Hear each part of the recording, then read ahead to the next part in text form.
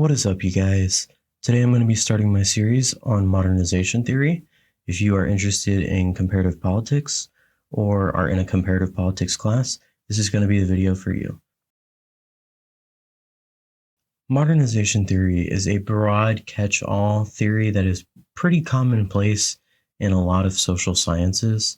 Modernization theory is essentially the belief that industrialization and economic development lead directly to positive social and political change. But we're going to be focusing on the comparative politics definition championed by Seymour Martin Lipset. Lipset was a sociologist and a political scientist born in New York City to Russian Jewish immigrants. Lipset was fascinated by democratization and the conditions that fostered and sustained a successful democratic transition. In his most popular article, Some Social Requisites of Democracy, Economic Development, and Political Legitimacy, Lipset argued that a democratic regime is the direct result of economic development. When Lipset talks about modernization, what he's talking about is economic development, generally in the forms of industrialization, urbanization, education, and the rise of wealth. These are the socioeconomic conditions that lead to an open class system and the creation of a larger middle class. Lipset argued that the middle class is essential to democratic transition because of the middle class tendencies to want to play a role in the political process. Lipset's theory was designed to be broad. Because of its broad spectrum, it is applicable in a lot more cases.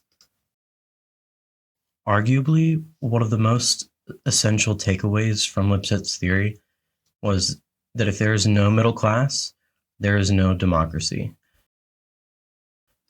Because of its broad nature, scholars have been interested in refining his theory down to some more specific variables.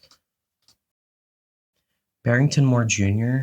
argued that the distribution of power, wealth, and authority vis-a-vis the state and other economic classes was an essential indicator for democratization, and even the distribution of power among the elites. And in line with Lipset, Barrington Moore Jr. argued, without a middle class, there's no democracy. Ruschmeyer came in with a more Marxist theory, arguing that the landowning class is obstructing democratization while an organized labor class is seen as the most conductive. He explains that to the degree that it strengthens the working class and weakens the landowning class, industrialization fosters democracy. And once again, industrialization and economic development all fall under the category of modernization. Similarly to Lipset and Moore, Ruschmeyer landed on the conclusion that if there's no bourgeoisie, no democracy.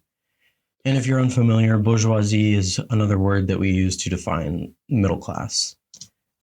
For the sake of not butchering these guys' names, please see the bottom right if you're interested in looking at their articles. But these guys argued that democracies at higher levels of GDP should be less likely to fall back into authoritarian rule. They were essentially explaining that no democracy failed above a per capita GDP of $6,055 or a per capita income of $4,000. Przeworski focused on the role of growth in addition to stability. Growth without stability would result in economic crises, which would pose a threat to the democratic stability within a state. Additionally, he argued that per capita income was just a proxy for education, as higher rates of income make education more accessible. And once again, although he didn't directly state it, he mentioned several factors that reinforce the argument held up by the scholars before this one, that without a bourgeoisie, there is no democracy. No middle class, no democracy. Wolfschaftpfennig in Deutsch argued that Przeworski's argument was just plain wrong. His idea to define modernization down to education was just against why Lipset made modernization such a broad catch-all theory.